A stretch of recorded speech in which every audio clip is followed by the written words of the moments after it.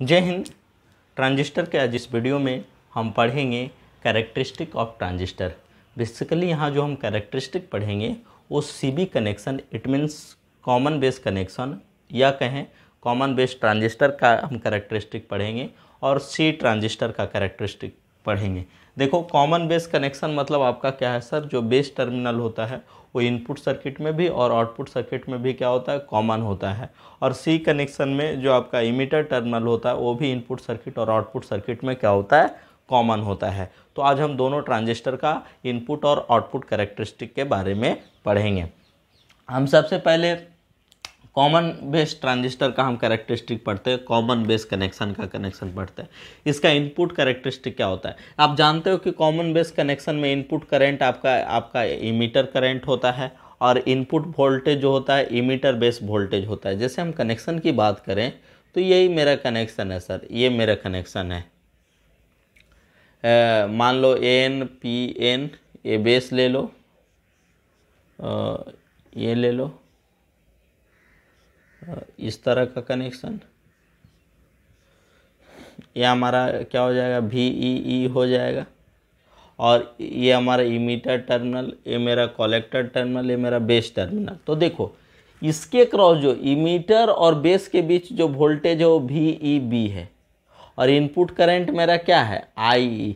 तो ये वोल्टेज जो है इमीटर बेस वोल्टेज और इनपुट करंट आई के बीच जो कैरेक्टरिस्टिक होगा उसको इनपुट कैरेक्टरिस्टिक बोलेंगे। क्या बोलेंगे, इनपुट कैरेक्टरिस्टिक। और चूंकि ये जो है सर, ये एनपीएन, ये डायोड है, आपका इमीटर डायोड कहलाता है। ये आपका फॉरवर्ड बायस डायोड है, ये रिवर्स बायस डायोड है। तो ये इनपुट कैरेक्टरिस्टिक कहलाता है। क्या कहलाता है, इनपुट कैरेक्टरिस्टिक कहलाता है। तो इसका मतलब है कि इनपुट करंट जो होगा इस वोल्टेज के साथ जस्ट लाइक जो फॉरवर्ड बायस डायोड का कैरेक्टरिस्टिक होता है उसी तरह आपका क्या होगा, वेरी करेगा। देखो, तो जब हम इसके बीच हम कैरेक्टरिस्टिक ड्रॉ कर रहे हैं, VEB और I के बीच कैरेक्टरिस्टिक जब ड्रॉ कर रहे हैं तो हमको VCC को क्या रखना पड़ेगा, कांस्टेंट रखना पड़ेगा। मतलब VCC कहने का मतलब है ये आपका जो ये दोनों के बीच जो वोल्टेज है VCB, इसको क्या रखना पड़ेगा, कांस्टेंट। मतलब कलेक्टर और बेस टर्मिनल के बीच आपका वोल्टेज कांस्टेंट रखना पड़ेगा, क्योंकि हमको इसके और इसके बीच कैरेक्टरिस्टिक ड्रॉ करना है, इसलिए वाला वोल्टेज कांस्टेंट रखना पड़ेगा। मतलब आप यदि दो के बीच आप कैरेक्टरिस्टिक ड्रॉ कर रहे हैं तो तीसरे को कांस्टेंट रखना पड़ेगा। इसलिए कहा जाता है the curve between emitter current, input current है emitter current IE and emitter base voltage VEB is known as input characteristic of common base connection. Since input circuit of common base connection is forward bias and act like forward bias diode, that's why its input characteristic is just like forward bias diode characteristic. मतलब forward bias diode का जो characteristic होता है same characteristic आपका क्या होता है sir, आपका कॉमन बेस कनेक्शन का इनपुट कैरेक्टरिस्टिक होता है। क्लियर। मतलब आपका इनपुट करंट जो है बेस इमीटर बेस वोल्टेज बढ़ने के साथ आपका रैपिडली तेजी से आपका क्या होगा, बढ़ेगा। जिस समय आपका सर बैरियर पोटेंशियल यहाँ का समाप्त हो जाएगा, यहाँ का भी तो कुछ फॉरवर्ड बायस है, तो जब तक यहाँ का बैरियर पोटेंशियल भी कुछ होगा ना, जो यहाँ का बैरियर पोटेंशियल वैनिश होगा, नी वोल्टेज वैनिश होगा, तुरंत आपका करंट आपका तेजी से बढ़ना क्या हो जाएगा, शुरू हो जाएगा। तो ये आपका उसका इनपुट कैरेक्टरिस्टिक है। अब आउटपुट कैरेक्टरिस्टिक आपको ड्रॉ करना है। आउटपुट कैरेक्टरिस्टिक, तो उसके लिए हमारा क्या है सर, आउटपुट करंट जानते हैं कि कलेक्टर करंट होता है जो मिली एम्पियर में होता है, और कलेक्टर करंट और इसके बीच का वोल्टेज VCB माने VCB माने आउटपुट करंट आपका कलेक्टर करंट है और आउटपुट सर्किट के क्रॉस वोल्टेज क्या है, VCB है। क्या है, VCB, ये आपका है सर VCB। तो देखो, कहता है the curve between collector current IC, the curve between collector current IC and collector base voltage VCB, collector base voltage VCB at constant emitter current. चूंकि अब इसके बीच आप ड्रॉ कर रहे हो तो इमीटर करंट को कांस्टेंट रखना पड़ेगा, क्योंकि चेंज कर रहे हैं VCB को, चेंज कर रहे हैं VCB को, चेंज कर रहे हैं, समझ रहे हैं। तो आपका क्या होगा, देखते हैं कि आपका IC में क्या वेरिएशन होता है जब हम इमीटर करंट को क्या रखते हैं, कांस्टेंट। तो ये कर रहा है the curve between collector current IC and collector base voltage VCB is known as output characteristic of common base transistor, is known as output characteristic of common base transistor. तो देख रहे हैं सर आपका क्या है कि आपका जो आउटपुट करंट है ट्रांजिस्टर का वो आपका VCB के साथ काफ़ी स्मॉल वैल्यू के लिए चेंज होता है। देखो ये 0 है, ये 1 वोल्ट है, तो 0 से 1 वोल्ट तक के लिए क्या करता है सर, ये चेंजिंग होता है, उसके बाद कांस्टेंट हो जाता है। इमीटर करंट 0 मिली एम्पियर है। 0 मिली एम्पियर कहने का मतलब ये सर्किट ओपन, तो ये सर्किट ओपन, तो इसका मतलब आप हमने बतलाया था IC बराबर हमने बतलाया था ऐसे alpha by 1 minus alpha into beta IB plus ICBO बटा 1 माइनस अल्फ़ा कर रहा है सर। जब ये सर्किट आपका क्या है सर, ये सर्किट ओपन है, ये सर्किट जब आपका ओपन है, तो ये सर्किट ओपन है, तो ये तो आपका 0 हो जाएगा, ये आपका कुछ नहीं, इमीटर वाला 0 हो जाएगा। तो इमीटर वाला 0 हो जाएगा, इमीटर वाला जब 0 हो जाएगा तो ये वाला करंट बचेगा। हमने देखो टोटल कलेक्टर करंट हमने बतलाया था, टोटल कलेक्टर करंट IC बराबर, इसके कारण यहाँ कितना पहुँचेगा alpha into IE plus already इसमें करंट था ICBO, लेकिन इमीटर करंट जब 0 रखे तो ये 0 हो जाएगा, तो IC बराबर क्या हो जाएगा ICBO, collector base current when emitter terminal is open.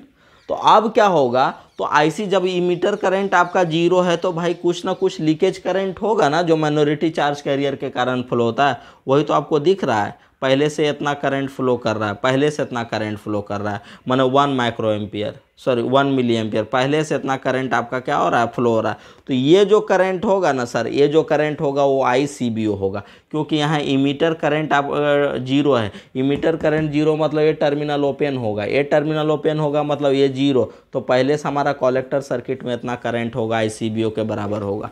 तो कह रहा है कि ये जो कैरेक्टरिस्टिक है वो बिल्कुल फ्लैट है, सिर्फ वेरिएशन दिख रहा है 0 से 1 वोल्ट तक, मतलब VCB के साथ IC में जो वेरिएशन होता है वो 0 से 1 वोल्ट तक होता है, उसके बाद क्या हो जाता है, कांस्टेंट हो जाता है। इसका मतलब है कलेक्टर करंट जो है IC वो VCB से आपका क्या होता है, इंडिपेंडेंट होता है, उस पर डिपेंड नहीं करता।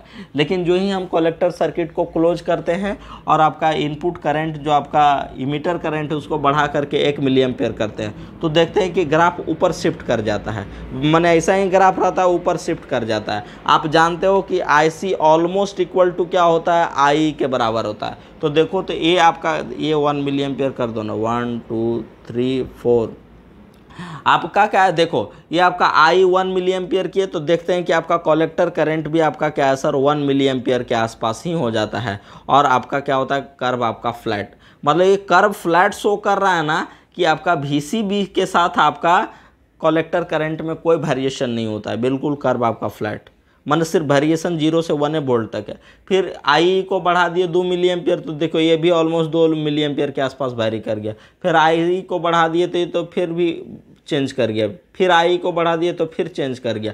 इसका मतलब है कि कलेक्टर करंट में चेंजिंग तब होता है जब हम इमीटर करंट को चेंज करते हैं, लेकिन VCB के साथ कोई वेरिएशन नहीं होता है। इसका मतलब है कि ट्रांजिस्टर का जो इनपुट रेजिस्टेंस होता है वो वेरी हाई होता है, क्योंकि ये बढ़ा रहे हैं लेकिन इसमें कोई चेंजिंगे नहीं आ रहा है। इसका मतलब इस सर्किट का जो रेजिस्टेंस होगा, आउटपुट रेजिस्टेंस हो क्या होगा सर, ये जो आउटपुट रेजिस्टेंस होगा वेरी हाई होगा, बहुत ज़्यादा होगा, तब ना नहीं बढ़ रहा है। तो यहाँ से हम क्या कर सकते हैं, आउटपुट रेजिस्टेंस हम क्या कर सकते हैं, चेंज इन डेल्टा VCB यानी चेंज इन आपका आउटपुट वोल्टेज बटा चेंज इन आपका क्या हो जाएगा, आउटपुट करंट डेल्टा IC, यही आपका आउटपुट कैरेक्टरिस्टिक। इसको बढ़ा रहे हैं तो आपका देखो आउटपुट रेजिस्टेंस R0 या डेल्टा IC बराबर हम क्या लिखेंगे, डेल्टा VCB अपॉन क्या हो जाएगा R0, माने आउटपुट रेजिस्टेंस। इसको बढ़ा रहे हैं तो ये चेंजिंगे नहीं कर रहा है, माने कांस्टेंट है। इसका मतलब ये बहुत ज़्यादा होगा, वेरी हाई होगा, इसलिए ट्रांजिस्टर का आउटपुट कैरेक्टरिस्टिक क्या होगा, ज़्यादा। क्यों नहीं ज़्यादा होगा, आउटपुट रेजिस्टेंस क्यों नहीं ज़्यादा होगा, क्योंकि ये वाला जंक्शन जो होता है वो आपका रिवर्स बायस होता है। रिवर्स बायस माने आपका क्या होगा, हाई रेजिस्टेंस। तो उसी तरह यहाँ से इनपुट रेजिस्टेंस निकालना चाहें तो इनपुट रेजिस्टेंस क्या हो जाएगा, R in बराबर कितना हो जाएगा, डेल्टा VEB अपॉन क्या हो जाएगा डेल्टा आई, चूँकि इनपुट करंट ए है, इनपुट वोल्टेज ए है, तो डेल्टा वी अपॉन डेल्टा आई जो होगा वो इनपुट रेजिस्टेंस देगा। क्लियर? आशा करता हूँ कि कॉमन बेस ट्रांजिस्टर का आपको इनपुट आउटपुट कैरेक्टरिस्टिक समझ में आ गया होगा। उसी तरह आपका है सर सी ट्रांजिस्टर है, कॉमन इमीटर ट्रांजिस्टर है। कॉमन इमीटर ट्रांजिस्टर यदि हम बनाना चाहें तो ऐसा बना लेंगे, एन पी एन माने ए पॉजिटिव,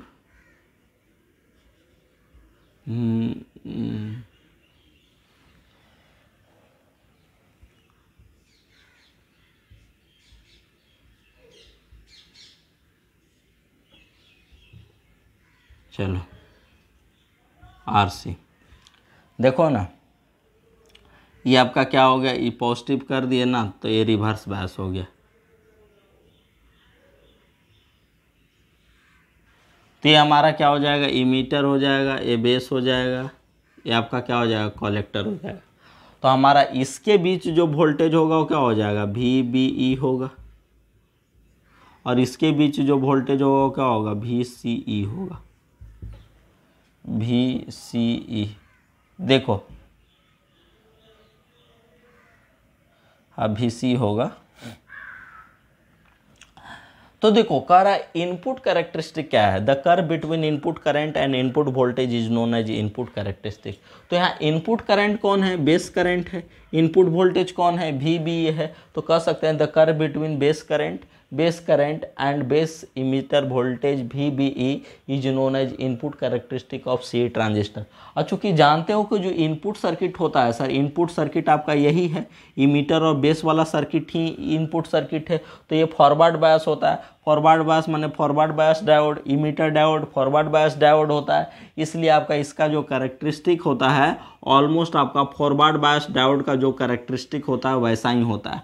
माने इनपुट कैरेक्टरिस्टिक जो है सी बी और सी का ऑलमोस्ट सेम होता है, लेकिन सी सर्किट में आपका जो है सर इनपुट करंट थोड़ा वी बी ई के साथ कम तेज़ी से बढ़ता है, यहाँ ज़्यादा तेज़ी से बढ़ता है, यहाँ कम तेज़ी से बढ़ता है। इसका मतलब सी सर्किट का कॉमन इमीटर ट्रांजिस्टर का जो इनपुट रेजिस्टेंस है इसके इनपुट रेजिस्टेंस से क्या होता है, ज़्यादा होता है। तो यहाँ देखो ना, इनपुट करंट कौन है, बेस करंट है, इनपुट वोल्टेज कौन है, वी बी ई है, तो वी बी ई और आई बी के बीच जो कर्व होगा वही आपका क्या होगा, सी ट्रांजिस्टर का आपका इनपुट कैरेक्टरिस्टिक होगा। तो इनपुट रेजिस्टेंस यदि लिखना चाहें आर इन बराबर तो कितना हो जाएगा, delta V B E upon कितना हो जाएगा, डेल्टा आई बी, यही आपका क्या हो जाएगा, इनपुट रेजिस्टेंस हो जाएगा। अब क्या है आउटपुट कैरेक्टरिस्टिक, क्या है सर, आउटपुट कैरेक्टरिस्टिक ड्रॉ करना देखें तो आउटपुट करंट आपका IC है, आउटपुट वोल्टेज आपका क्या है, VC, माने ये जो वोल्टेज है सर वो VC, ये कलेक्टर और आपका इमीटर ये दोनों के बीच वोल्टेज VC, तो आपका आउटपुट वोल्टेज VC है, आउटपुट करंट आपका IC है। तो आउटपुट करंट और आउटपुट वोल्टेज के बीच का जो कैरेक्टरिस्टिक होता है वही आपका सी ट्रांजिस्टर का आउटपुट कैरेक्टरिस्टिक कहलाता है। मतलब आपका VCE और IC के बीच जो कर्व होता है वही आपका ट्रांजिस्टर का आउटपुट कैरेक्टरिस्टिक कहलाता है, सी ट्रांजिस्टर का आउटपुट कैरेक्टरिस्टिक कहलाता है। देखो आप जानते हो सर, जानते हो कि आपका कॉमन इमीटर में आपका IC बराबर क्या होता है, beta into I B plus 1/1 minus alpha into ICBO। तो देखो इधर पहले यदि हम इस करंट को नेगलेक्ट मान दें, इस करंट को नेगलेक्ट माने तो IC बराबर क्या होता है, बीटा इंटू IB। माने यहाँ से दिख रहा है, इस इक्वेशन से दिख रहा है कि जो कलेक्टर करंट है वो सिर्फ बेस करंट पर डिपेंड करता है। किस पर, बेस करंट पर डिपेंड कर रहा है और किसी पर डिपेंड नहीं कर रहा है। तो देखो तो आपका क्या है, सपोज डैट आपका क्या है कि IB बराबर 5 माइक्रो एम्पियर है, IB बराबर 5 माइक्रो एम्पियर, बीटा का वैल्यू कुछ होगा, तो आपका क्या होगा, IC का वैल्यू बीटा इंटू IB के अनुसार होगा। लेकिन आपका क्या होगा, ये कर्व शो कर रहा है कि आपका कलेक्टर करंट में जो वेरिएशन है VCA के साथ वो काफ़ी स्मॉल वोल्टेज के लिए है, 0 से 1 ही वोल्ट के लिए है। बाकी आपका जो IC है कलेक्टर करंट है वो VCE से इंडिपेंडेंट होता है। इसका मतलब है जो कलेक्टर करंट है वो VCE पर डिपेंड नहीं करता है, वो सिर्फ बेस करंट पर डिपेंड करता है। बेस करंट किस पर डिपेंड करता है, इनपुट वोल्टेज पर डिपेंड करता होता है। यदि इनपुट वोल्टेज बढ़ाएंगे बेस करंट बढ़ेगा, बेस करंट बढ़ेगा तो ये आपका आईसी बढ़ जाएगा। माने इनपुट यदि वोल्टेज चेंज करेंगे तभी इनपुट करंट चेंज होगा, तब आउटपुट करंट चेंज होगा। मतलब आपका यहाँ वाला वोल्टेज को वैरी करने से कोई फर्क पड़ने वाला नहीं है। क्यों? क्योंकि आपका कलेक्टर करंट जो है वो VCE से ऑलमोस्ट इंडिपेंडेंट है। इसका मतलब इसका भी आउटपुट रेजिस्टेंस क्या होगा, वेरी हाई होगा। उसी तरह जब बेस करंट को बढ़ा करके 10 माइक्रो एम्पियर कर दिए तो बेस करंट बढ़ाए तो आईसी बढ़ जाएगा, तुरंत आपका आईसी का ग्राफ ऊपर शिफ्ट कर जाएगा और फिर कांस्टेंट 10 माइक्रो एम्पियर बढ़ा करके कांस्टेंट कर दिए तो आईसी आपका कांस्टेंट। फिर देखें, फिर आईबी बढ़ाए 15 माइक्रो एम्पियर, फिर ग्राफ ऊपर शिफ्ट किया, फिर कांस्टेंट। फिर आईबी को बढ़ाए, फिर ग्राफ ऊपर शिफ्ट किया, फिर कांस्टेंट। इसका मतलब ये शो कर रहा है कि आपका सी ट्रांजिस्टर का जो आउटपुट कैरेक्टरिस्टिक है, मतलब आउटपुट करंट जो है वो आउटपुट वोल्टेज भी सी से क्या होता है, इंडिपेंडेंट होता है। क्लियर? आशा करता हूँ कि आपको क्लियर हो गया होगा।